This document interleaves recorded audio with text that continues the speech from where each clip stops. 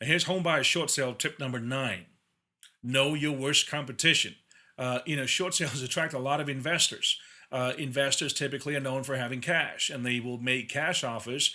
And what's very characteristic of their cash offers is they're often lowball offers, and these can often blanket an entire neighborhood, um, making it very difficult for buyers like you, maybe a first-time home buyer or a second-time home buyer that's depending on financing to close. It might make it very difficult for you to be successful in purchasing a home that's a short sale.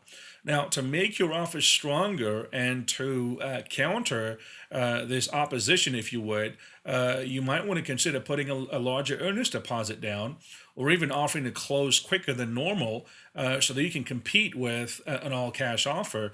Otherwise, you coming in with a home loan, a mortgage, is really not going to compete with an investor that's able to write a check and close in a matter of 5 to 10 days. What you do have in your favor is, as a buyer, a home buyer that's not an investor per se, you're probably going to be willing to make a market value offer, whereas investors are forced to make offers that build into the figures their own profit margin. And so, on a $100,000 value home, an investor might make a cash offer of 60,000 or 65,000, which sometimes slips through the cracks and gets approved by the short sale asset manager, but often it doesn't. But you need to be prepared, knowing what your counter is, what your answer is, so that you can make your offer as strong as possible in a very, very competitive marketplace. Homebuyer short sale tip number 10 is the phrase approved short sale. Now, if you've been out there at all looking for homes and maybe searching on the internet yourself or going through a real estate agent, which is highly recommended, you're often going to run across this phrase approved short sale. What does that mean? Technically, it only really means what the real estate agent listing that property for sale meant it to mean. Now, how is that? Some agents will actually list a home and call it an approved short sale just because the lender or of the owner that's selling the property has received some basic paperwork pertaining to the seller, such as a hardship letter or financial documents, and they've agreed to do a short sale. In the real estate agent's mind, that means approved short sale. As you can see, there can be a lot of confusion caused by this phrase. So you need to be very so you as a buyer need to be very aware, clued in on the status of that property that you're looking to make an offer on. It's not inappropriate for you to have your agent, your real estate agent, do some, investigating, some due diligence to find out if that's what's meant in the instance that you see the words approved, that you see the words approved short sale on the listing. Now, there's no way to know what the final number the bank is willing to accept on the house is until an offer is presented to them. So, in reality, this can be kind of a sneaky way for the listing realtor to generate traffic to a short sale home.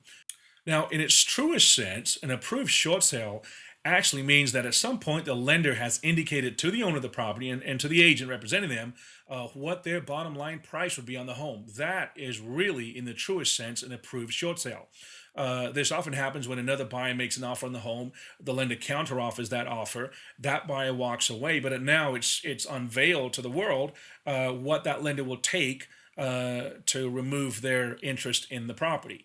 Now, remember, as we said earlier, under the Hoffa rules in late 2010, a home's actual sales price might be approved, quote unquote, approved by the lender before it's even listed for sale. So there's just a couple of things you need to be aware of when you see the phrase approved short sale. Just note that it may not mean what you think it means, and a little bit of due diligence and investigating, a little bit of sneaking around sometimes will get you prepared for what's really going on. Homebuyer short sale tip number 11 is lowball offers. You've got to be realistic as a buyer with your offer. Don't insult the lender or lowball them. According to the National Association of Realtors, which is the biggest industry organization or professional organization in real estate, 80% of the offers made on short sale properties are not accepted. That's an astounding fact. This means that, 1 in 5 offers is maybe a realistic offer is accepted by the lender that's approving the short sale. Now, it's true that lenders don't want to foreclose and take back homes and sit on them and have them on their books with all the upkeep that's involved. But, by the same token, lenders need to answer to the investors whose money is really behind the loan that's in trouble. And they're not going to give away the home either. So you, as the home buyers, got to really come to a realization that a lowball offer might actually make you miss out on a property that you might have acquired if you'd made a reasonable offer, at least close to the true market value of the property. Homebuyer short sale tip number 12: surprises at or before closing. Because short sales often, and not always, but often involve sellers that are in financial trouble. They're experiencing some kind of hardship, such as divorce or medical emergency, or something happened with their business, maybe a bankruptcy. They often forget stuff, or worse still, they conceal things that might be very important. For example, does the seller have an undisclosed second or even a third mortgage against the property? Did the seller recently have some work done on the property, which might turn into a mechanic's lien? Is the seller in trouble with the IRS or the state tax board? Are there some liens against the property, against the owner? Or are there some liens around the corner that are about to show up? In a short sale, all the liens need to be satisfied or released before you can safely close. So if you're getting a loan, a mortgage loan, an FHA, VA, or conventional USDA loan, then your lender is going to require title insurance, and this should solve the problem. But if you're a cash buyer, just be careful, because closing without doing a public record search is absolutely dangerous. You really don't want to close without doing a public record title search and doing your due diligence. It's better to have wasted a few $100 on an appraisal, home inspection, and so on and so forth, than ended up with a house that has a few $100,000 of other obligations against it that it's too late to deal with, because you now acquired the property and put good hard-earned money into it.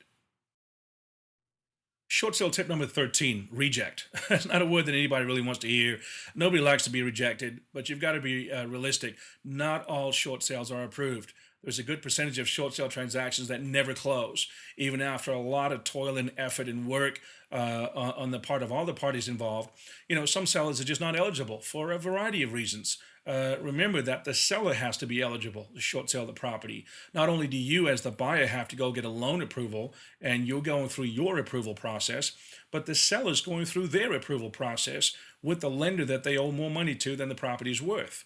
And there might be some weird things lurking, such as mortgage fraud on the loan that they got, or maybe they make too much money to be considered as having a financial hardship. In any case, there are lots of reasons why a buyer needs to know that after weeks of waiting and negotiating between all parties, a short sale transaction could technically fall apart. It does happen. Homebuyer short sale tip number 14: drama with inferior lien holders. Now, what are lien holders? A lien holder is a creditor that has an interest in the property that you're looking to purchase. A lot of homes back in the day were purchased with first and second mortgages. Buyers would purchase homes with no money down, and they'd get a first mortgage loan and what's called a piggyback second mortgage loan that went right behind the first, which financed the property to the tilt to 100%. So there's a second lien holder whose loan is also secured by the property, and the seller has to make sure that both of these lien holders are satisfied in short selling. And the short sale can actually not be completed, which means you can't buy the home without the lien holder being satisfied in some way. And we're talking about an inferior lien holder. An inferior lien holder, also known as a junior lien holder, is a lien holder whose loan is in second or third or fourth or fifth position behind a loan that takes precedence, takes priority because it was recorded first against the property. Now, this doesn't have to do with amounts. It has to do with which loan was recorded first.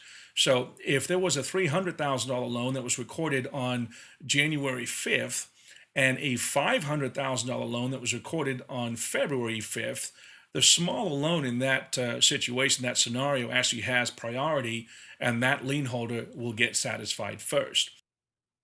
Now, often the inferior lien holders will want some monetary compensation for releasing their lien, and they're fully aware that the short sale transaction really can't close without that happening. This may be as little as $500, $1,000, $5,000. But you've got to realize as a buyer that an entire short sale can fall apart because the second lien holder will not cooperate with the parties to the transaction. And sometimes the buyer even has to bring money into closing to pay the second lien holder directly themselves through closing. And this might happen because the first lien holder disallows the seller or the owner of the property from paying anybody. So as you can see, it's really a tangled web. Everyone's grabbing for what little money's on the table, and all you're looking to do as a buyer is to close on the home successfully and make sure there's no drama at the closing. But it's a very real possibility that a lot of hard work could go down the drain if the junior lien holders are not adequately compensated through the short sale. Well, I sure do appreciate you watching this presentation, and I hope it's been helpful for you. Thanks again for watching and listening. If you're a home buyer, we wish you the best in your house hunting efforts. We welcome your phone call, your email to contact us regarding getting financing for FHA, VA, conventional, or USDA loans, not only on short sale transactions, but also on bank owned properties, standard sales, and anything else. So let us know. Give us a call or call 877 332 9703. Thank you.